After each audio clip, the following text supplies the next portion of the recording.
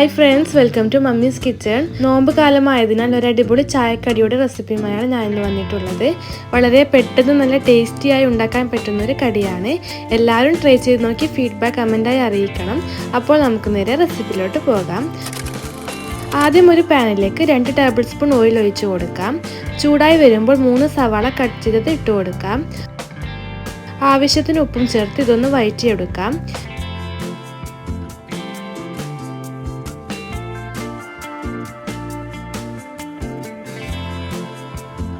ചെറുതായി ഒന്ന് വഴന്നു വന്നിട്ടുണ്ട്.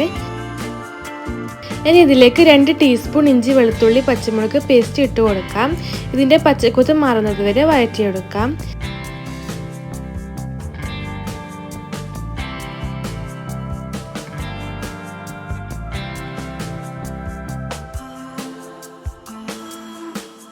ഇനി ഇതിലേക്ക് മസാലകൾ ചേർത്ത് കൊടുക്കാം.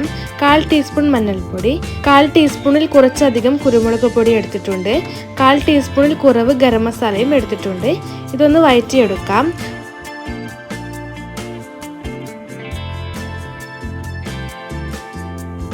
ഉള്ളിയൊക്കെ നന്നായി വഴന്നു വന്നിട്ടുണ്ട്.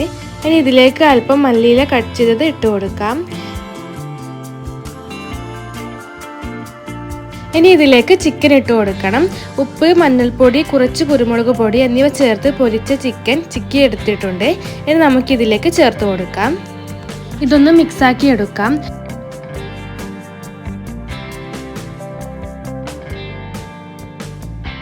അപ്പോൾ നമ്മുടെ മസാല റെഡി ആയിട്ടുണ്ട്.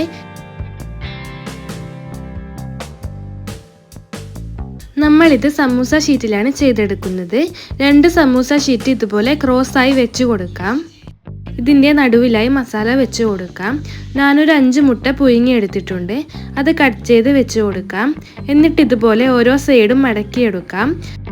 മറ്റേ സൈഡ് ചെയ്യുമ്പോൾ ഇത് ഒട്ടാനായി വേണ്ടി വെള്ളത്തിൽ മൈദ കലക്കിയത് ഇതുപോലെ സൈഡിൽ പരത്തിയെടുക്കാം. എന്നിട്ട് ഇതുപോലെ ഒട്ടിച്ചു കൊടുക്കാം.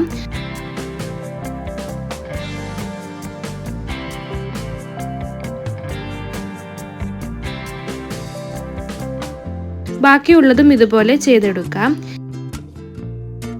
ഇനി നമുക്കിത് ഓയിൽ ചൂടാക്കി ഫ്രൈ ചെയ്തെടുക്കാം.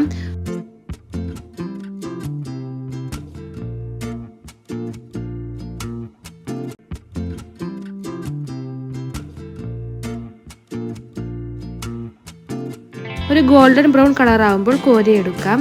അപ്പോൾ നമ്മുടെ അടിപൊളി ടേസ്റ്റി ആയിട്ടുള്ള മുട്ട പപ്സ് റെഡി ആയിട്ടുണ്ട്. എല്ലാവരും ട്രൈ ചെയ്ത് നോക്കണം. നല്ല റെസിപ്പിയുമായി വീണ്ടും കാണാം. Thank you for watching.